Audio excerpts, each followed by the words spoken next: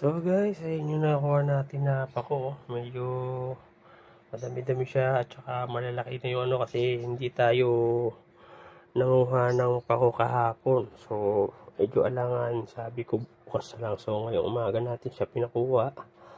Kaya yan, mas maganda. Malalaki yung ano ng dahon. So medyo madami-dami yan. Pagka ito na natin mamaya, ginawa nating ensalada. So, ayan ang kagandahan. Fresh na fresh talaga yan. Ayan. Kaya medyo crunchy yan mamaya pagka kinain natin.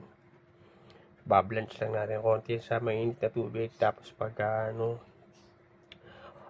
natin sa malamig. Tapos tsaka natin siya isasama mamaya doon pag pinaghalo-halo na natin yung ano natin. Tapos nakakuha tayo ng konting okra. Medyo paano na yung okra natin, sayang yung mga bulaklak kasi nga nag-uulan, nagdaglag. So ayan po.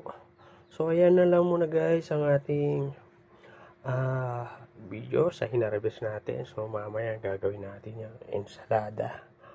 So maraming salamat po sa panonood. Thank you for watching. Sana po lagi nyo lang supportahan yung aking Facebook page, Kuya George Clowney, at YouTube channel Joel Nahil. Yun po, happy planting and happy eating. God bless po.